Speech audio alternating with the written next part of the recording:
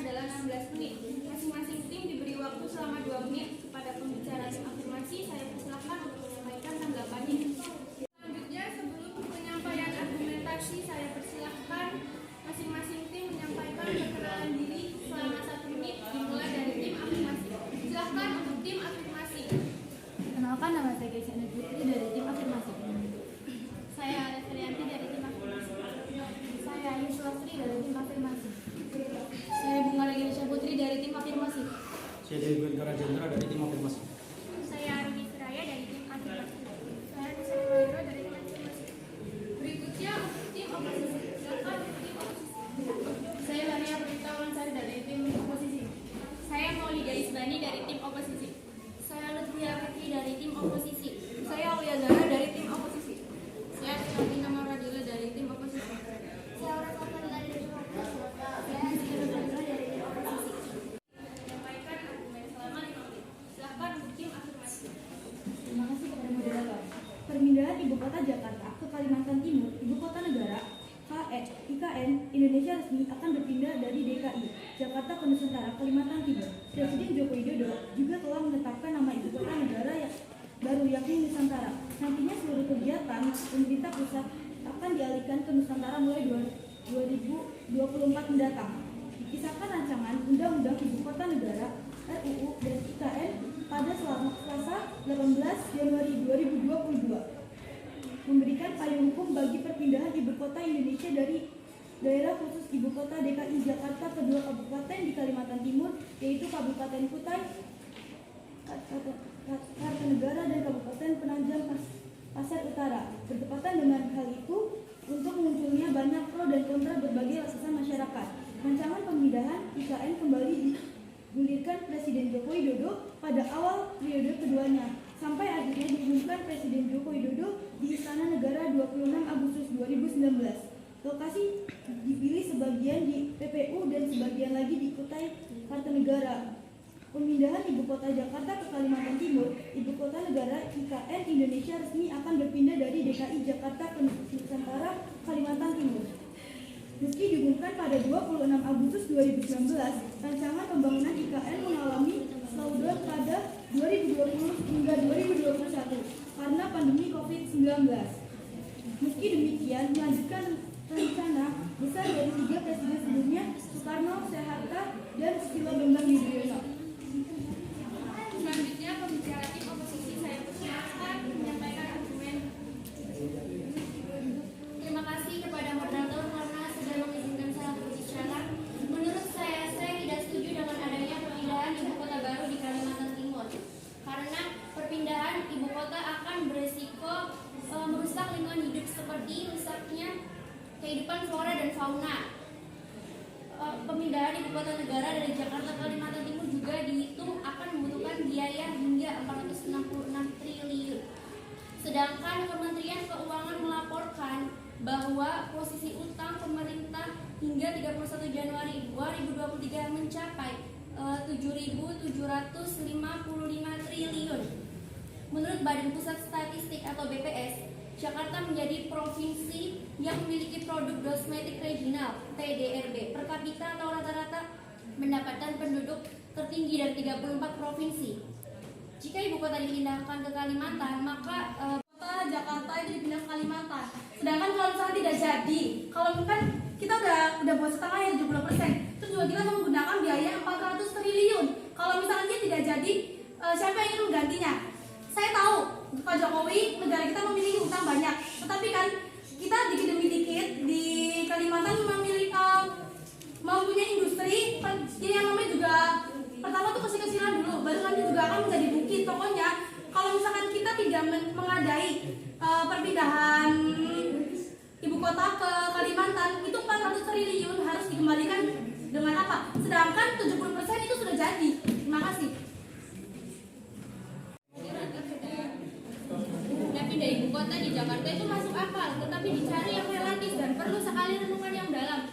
Jakarta juga ibu kandung dari NKRI dan dilahirkannya proklamasi, dan banyak sekali risiko pemindahan yang itu hal yang mudah, namun pindah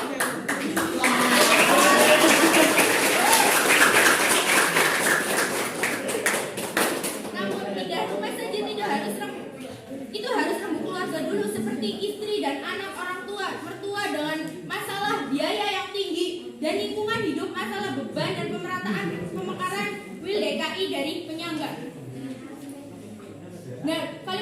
sebagai paru-paru dunia dan apabila dibangun akan menghilangkan puluhan hektar hutan.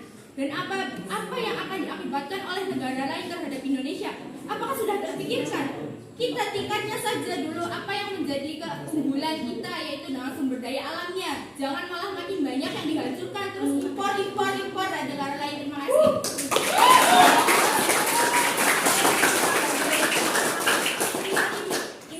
Pemindahan itu butuh berpuluh-puluh tahun.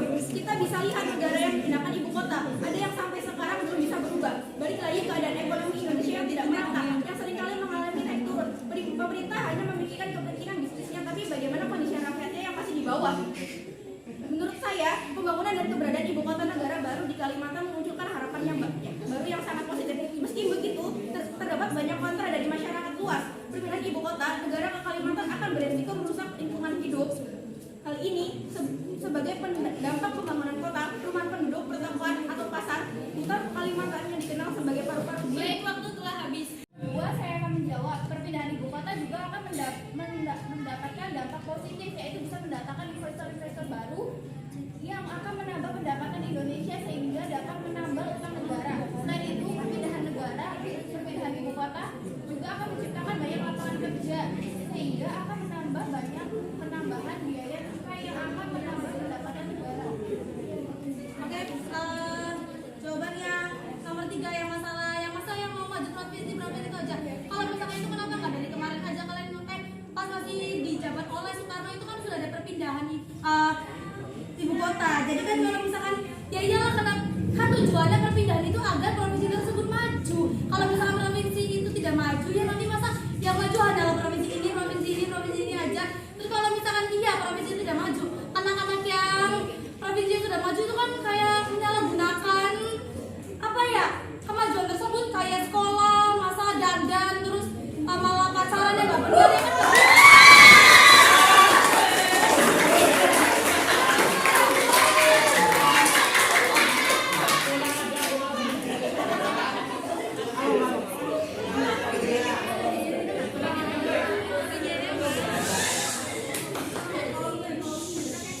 Menjawab pertanyaan nomor 4, kenapa uangnya nggak dipakai buat pendidikan aja? Sebenarnya isu kayak gini udah lama dari tahun 2014-2015 ya. Isu kayak gini, pemerintah bahkan Jokowi sendiri itu udah pinjam ke Malaysia, Brunei sebesar 40 miliar rupiah. Kemudian uang itu digunakan untuk apa? Hanya untuk rapat. Dalam waktu seminggu 40 miliar itu habis tanpa adanya pembahasan yang lebih lanjut tentang pendidikan. Jokowi menyuruh para DPR untuk membahas tentang bagaimana pendidikan di Indonesia dengan memberikan dana sebesar 40 miliar. Tapi hanya dalam waktu seminggu uang itu hanya habis untuk makanan mereka di hotel. Terima kasih. Kesimpulannya itu, jadi pembangunan ibu kota negara membutuhkan biaya 466 triliun tersebut yang bisa dimanfaatkan untuk membuat sekolah gratis untuk daerah-daerah pelosok seperti Lembata, Rotendau, Sumba Barat, Dayak, masih banyak lagi. Uang tersebut juga bisa dibuat untuk lapangan pekerjaan karena kan Indonesia kan banyak sekali rendah akan kemiskinan dan pengangguran. Kita bisa masih dengan itu pembangunan lapangan kerja. Jika banyak orang Indonesia pendidikannya tidak merata, mau dibawa kemana Indonesia? Otomatis sumber daya manusia yang dihasilkan sangat rendah. Bisa jadi Indonesia akan terjajah kembali karena menjadi negara yang gampang terpengaruh. Nah, jadi dengan adanya perpindahan ibu kota negara tuh bisa jadi juga untuk kepentingan orang atau pemerintah itu sendiri. Bisa jadi Indonesia kan selalu berhutang kepada Cina dan Cina selalu membutuhkan jaminan. Hal itu memiliki pengaruh untuk memindahkan IKN dan bisa saja kita menjadi negara yang gampang seperti dulu. Saya ingin menambahkan, kalau Jakarta tidak dipindah itu berarti kan Jakarta akan semakin rusak. Memang kalau dipindah ke Kalimantan, nanti Terima kasih, waktu telah habis.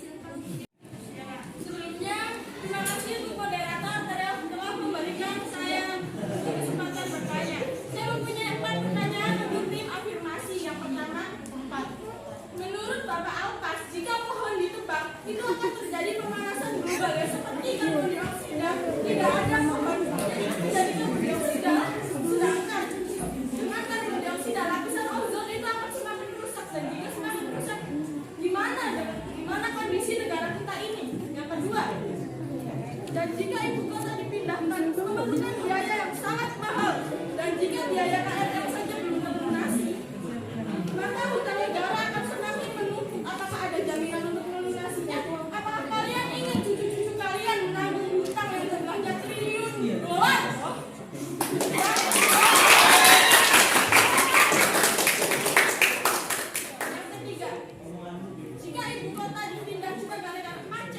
masih tenggelam.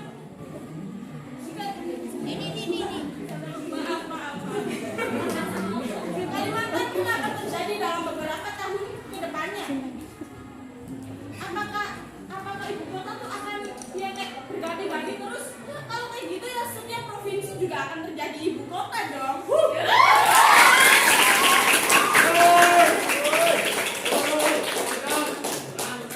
Yang terakhir, uang sebanyak itu sampai triliunan dolar Amerika sebaiknya kita gunakan untuk pendidikan gratis saja.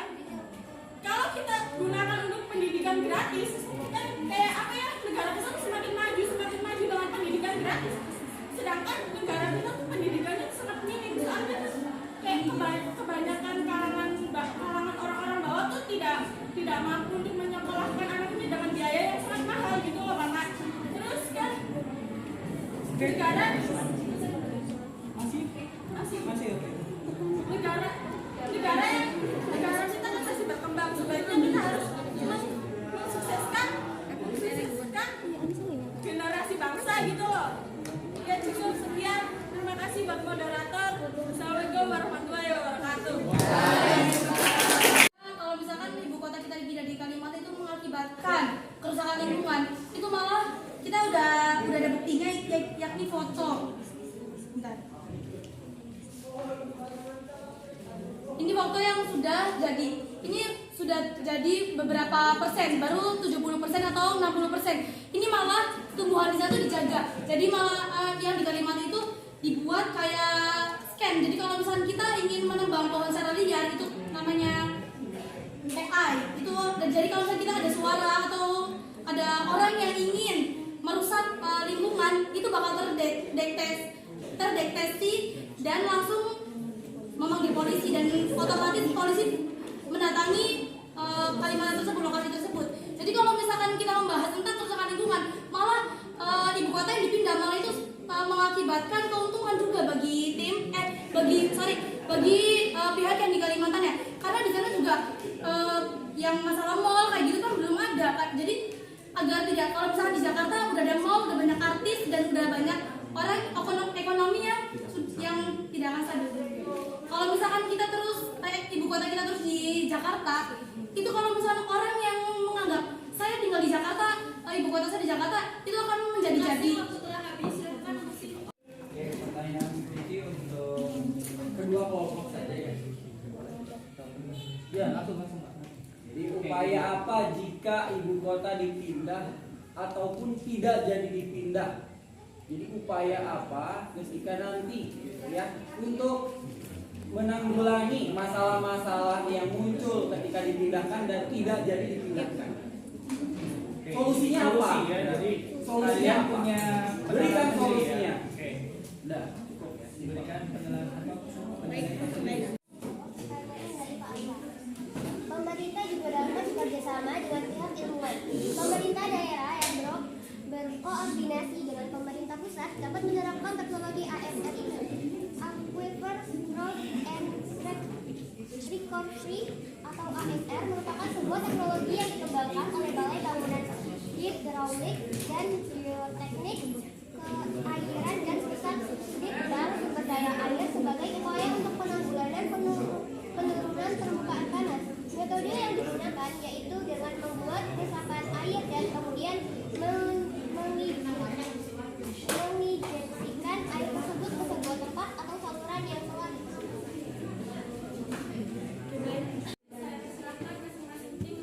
Oh ya, kesimpulan ya. Selama 2 menit. Dimulai dari tim afirmasi. Oke, sisa pada jelas ya.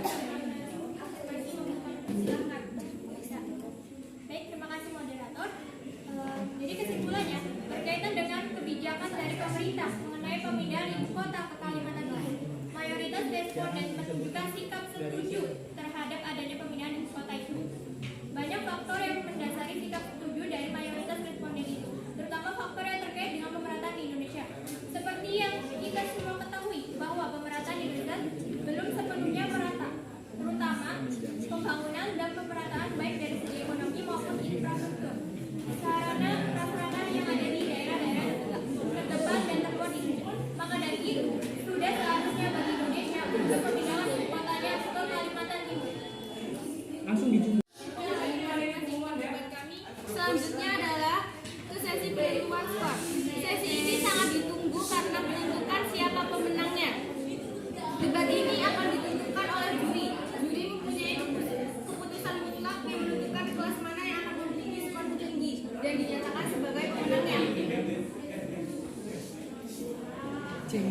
anjing.